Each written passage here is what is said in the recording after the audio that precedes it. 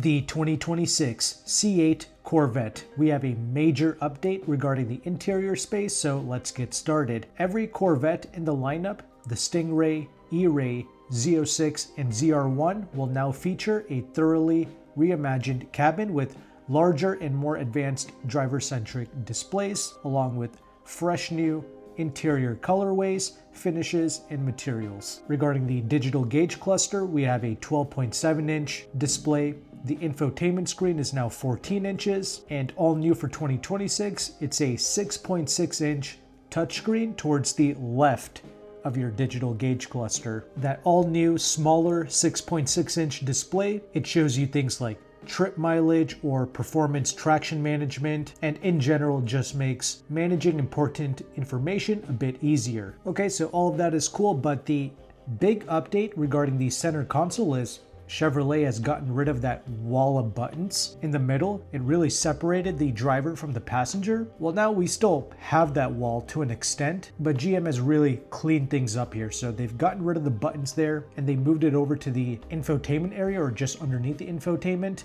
And I gotta say, this is really clean. I personally never minded the wall of buttons. I actually thought it was unique, and I was just happy that the vehicle came with physical buttons. It came with a little learning curve, but I didn't really mind it. But after seeing this new redesign of the interior cabin, I gotta say the wall of buttons was definitely unnecessary. This is way more sleek. But let's go through what Chevrolet has to say here. So the center console, it's been reconfigured to place all of your crucial controls at the driver's fingertips. All right, that's nice. The drive mode selector has been redesigned and relocated in line with the gear selector. In its place, a new wireless phone charging pad is now integrated below the infotainment system. Very convenient. You don't have to like reach back and put your phone behind you anymore. And the volume knob, according to GM, remains a priority in the center console display and is now bigger and features a lit base for better visibility. Awesome. I'm liking all of that. And the HVAC controls have been repositioned under the center display, creating a more open environment between the passenger and the driver, and that also gives you a newly integrated passenger grab handle as well. So yeah, it's true, the cabin is more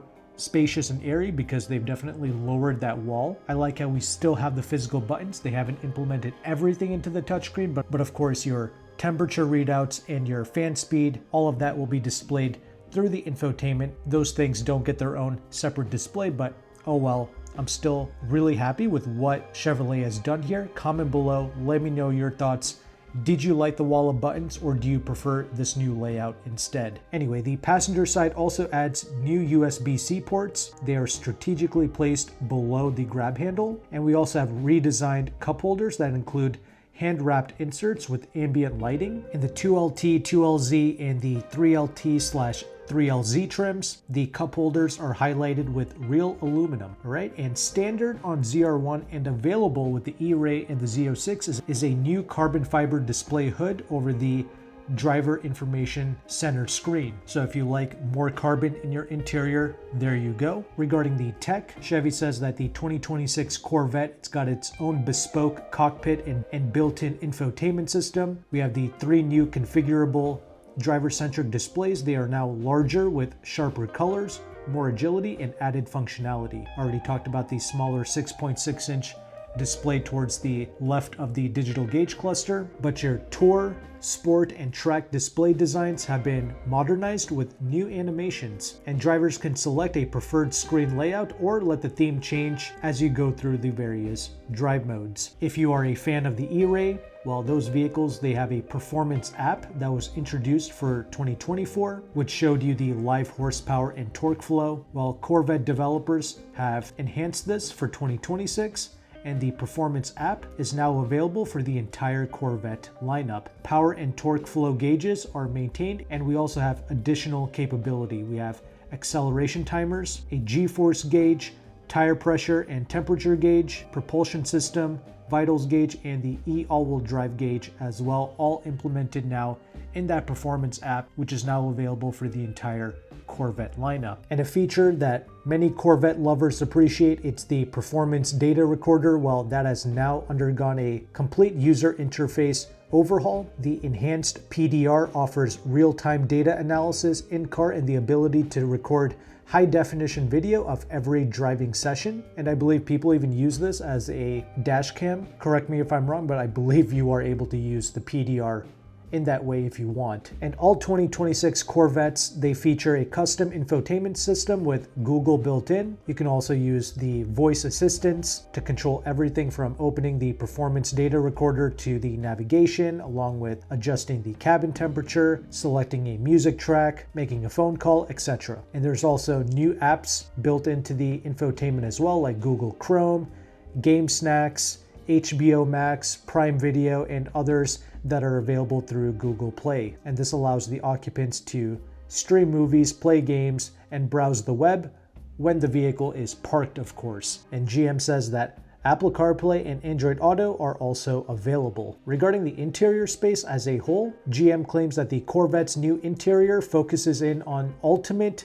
craftsmanship. And honestly, that is not an exaggeration. These C8 interior spaces, they are some of the most solid cabins that you will ever experience. An interior that replicates the feeling I got in my Lexus LC500 rather well. I would say the only things that kind of throw me off regarding the interior of the C8 is just the plastic buttons on the steering wheel. Other than that, I remember even something like the cup holder flap had like a weight to it. You had to actually like put some effort into trying to open it. Here in a lot of the pictures, the cup holder flap has gone away and just two open cup holders, but regardless, you get the idea. The doors, the dash, the center console, everything just felt really rigid. But strangely enough, I think on the top of the line 3LZ or 3LTs, apparently like the leather can maybe come off on the dash area, which is unfortunate because if I were to buy one of these Vettes, it would be that top trim level because I also like the suede headlining material. So if you have experience with that, comment below. But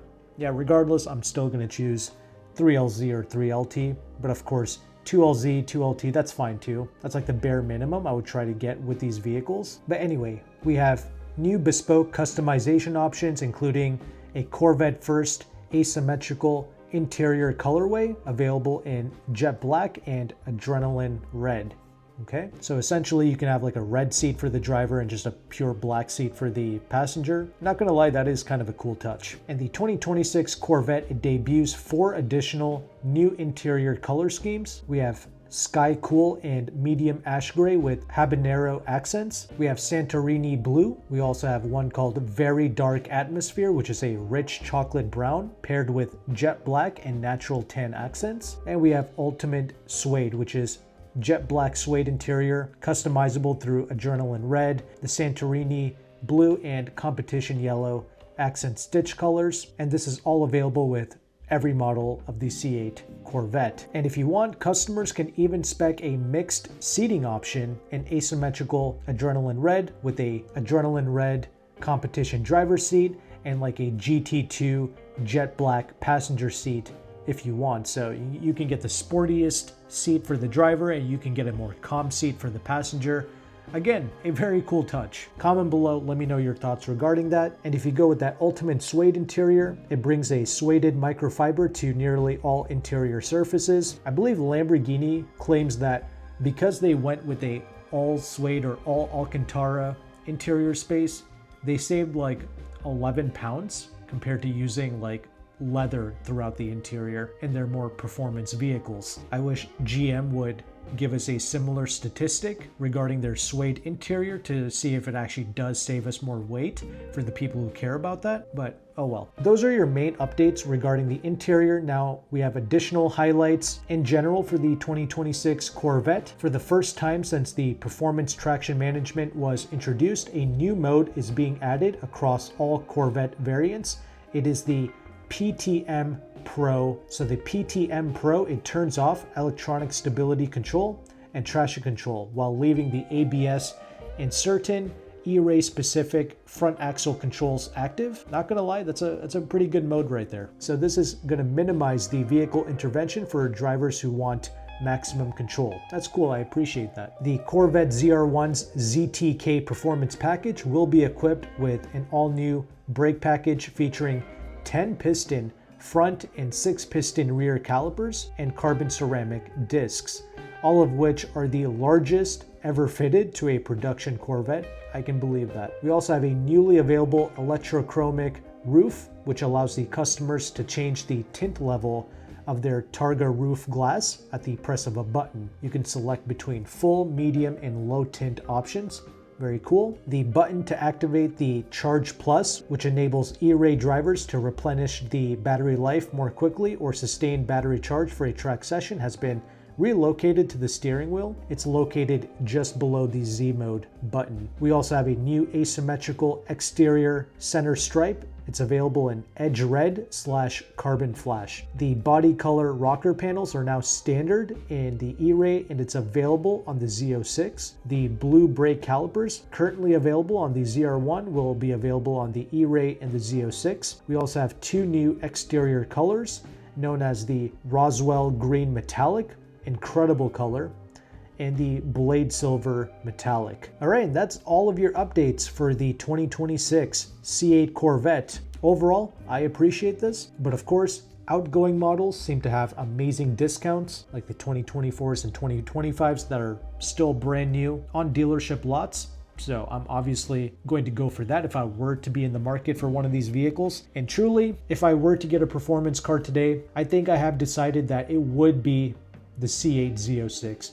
I drove it, it's incredible. I mean, that is our obtainable supercar. So razor sharp, handles so similar to something like a GT3 Porsche. Despite weighing a bit more, it's totally irrelevant. The car is just so solid. I love the Z06, it's so sharp. Everything is on point. I will say the engine sound, as musical as it is, that's primarily for the people listening in from the outside. I have to say, inside the cabin, the engine is just so loud and so nutty that it kind of loses some of that musical quality. I still don't care. It's still a 670 horsepower monster. Still sounds amazing. I don't care. I do think that this is the vehicle to get, especially since the interior offers pretty much no compromises, all things considered. Good audio system, solid build quality, definitely a nice step up from the LC500 that I used to own. The two performance cars that I were considering, it was the C8 Z06 and like a certified pre-owned GT4 Porsche, the Cayman. But honestly, I just feel foolish paying like the same amount of money for a 3 to 4 year old used Porsche as a brand new 670 horsepower Z06 Corvette. You know what I mean? Especially with the gorgeous interior colors, the customization that's available to us, the flexibility of being able to take the top off. Yeah, I think the Z06, it's just such a no-brainer. 670 horsepower, that's like in the realm of the flagship Lamborghinis like Murcielagos, Aventadors, those $500,000 vehicles. We're getting this for under 150K for the most part on well-spec'd Z06s. And some dealers are even discounting the Z06 from like 3 to 5K off, and I believe even on the higher trim levels like the 3LZs, you can get upwards of like 7K off, sometimes even 10K off. Absolutely wild. The Stingray, it's cool for most people. Personally, not what I want, but it definitely suits the needs of most performance shoppers. Most people just care about the on-paper specs. The Stingray, it's fulfilling that, and those vehicles are coming in at like 10K off the MSRP. I think I even heard 15K off the MSRP on Stingrays. Absolutely insane. Yeah, interest rates are high and lease programs suck, but whatever. I mean, all things considered, the deal is still amazing for what you're getting. But comment below, would you get like a Z06, or would you try to get into the Porsche brand with one of their GT3s or GT4s? I would like to hear your thoughts. Have you recently purchased one of these Corvettes? Let us know if you got a deep discount on it. If you found value with this content, make sure to like and subscribe. Thank you again for watching. Take care and goodbye.